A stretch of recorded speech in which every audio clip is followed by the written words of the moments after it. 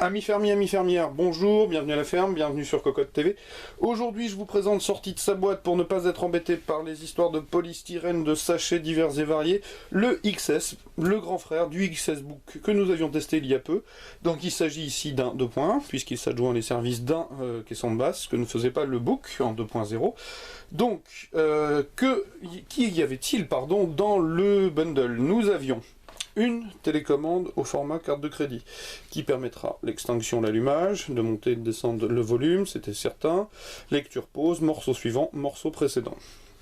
Nous avions aussi un câble 3,5 mm vers 3,5 mm jack à l'équerre, non plaqué, ce qui amènera la première critique immédiate, c'est que le bundle de ce XS 2.1 est moins généreux que celui du XS Book, alors que le prix de tête, je crois que nous sommes autour de 499 €, ce qui reste une belle somme. Donc, nous avions aussi un USB vers mini USB, le fil secteur, pas besoin d'électricité, toutes ces petites choses-là. Un adaptateur pour l'étranger, en tout cas 240 volts ou quelque chose comme ça ne nous concerne pas. Un guide de démarrage rapide. Et une petite boîte à l'intérieur de laquelle nous allons trouver tous les docks pour toutes les générations d'iPod Touch, d'iPod, d'iPod Nano, de façon à pouvoir les connecter en direct, ce qui est une petite chose sympathique si vous en avez un. Alors, le satellite que je vous présente est le satellite principal. Pourquoi principal? Puisque c'est justement celui-là, alors je vais vous retirer le plastique, mais ça va faire des reflets, qui possède le dock iPod, avec le bouton d'allumage, les boutons de montée et de descente du volume. Donc, vous voyez, aspect laqué, piano, qui aime les traces de doigts. Donc, les satellites sont montés sur tige métallique, c'est pas de l'alu, mais en tout cas la finition est très très propre. Il n'y a pas grand chose à redire, donc 4 petits patins de façon à stabiliser le tout. À l'arrière, on trouve donc un auxiliaire d'entrée, un bouton qui se prénomme 5 audio, donc là je ne peux pas vous dire ce que c'est, mais je chercherai, je vous le dirai dans le test écrit, l'USB d'entrée, la tige métallique, et le satellite à proprement parler, donc qui, je retire aussi le plastique si j'y arrive, voilà, fait appel à du plastique, pardon, j'étais pas en face, pas du plastique gomme un petit peu légèrement sur les côtés, et ensuite de l'aspect laqué.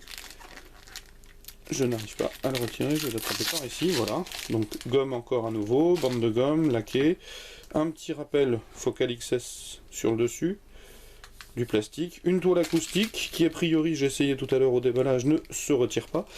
Donc je vous dirai ce qu'il y a de caché derrière après. L'enceinte principale possède un gros connectique tressé qui va certainement aller derrière le sub, qui permettra donc à la fois de commander et de recevoir le son. Donc je pousse celle-ci. L'autre, je fais très court puisqu'elle est tout à fait identique, sauf qu'elle n'a pas le dock ni les boutons. Donc pareil, la tige métallique. Un petit câble tressé avec un RCA ou un coax qui ira donc certainement à l'arrière du sub puisque je n'ai pas vu de connectique réceptrice sur l'autre satellite. Et je vais pousser pour vous présenter le sub en lui-même. Voilà, donc un beau parallélépipède en médium avec un rappel a priori ici métallique, le petit nom Focal XS sur le dessus, justement, puisque nous avons sur la face aspect laqué, encore une fois de plus, piano, les vents, le rappel focal, en dessous les pieds, la membrane, donc des pieds qui permettront en caoutchouc relativement souple d'absorber une partie des vibrations, et sur l'arrière, nous trouvons, les pieds bougent, voilà, le dock, donc la prise du dock, le départ pour l'enceinte gauche, le réglage de niveau de basse, et une entrée secteur, et un bouton d'allumage, et ce sera tout. Un kit, mine de rien, qui fait dans la simplicité.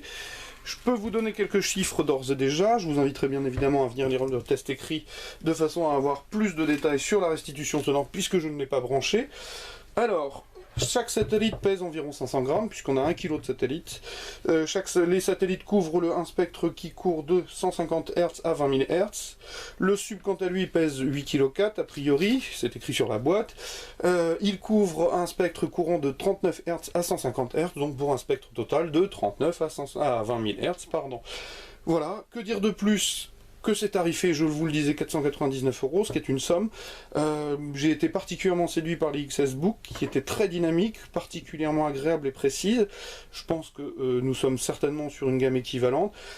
À voir si la somme en vaut, si l'investissement pardon vaut le coup, puisque 499 €, ça commence à se rapprocher très très sérieusement du matériel hi-fi de qualité. Donc je vous inviterai à venir lire le test écrit sur Cocottland très très bientôt, et je vous souhaite une bonne journée en notre compagnie. À bientôt, au revoir.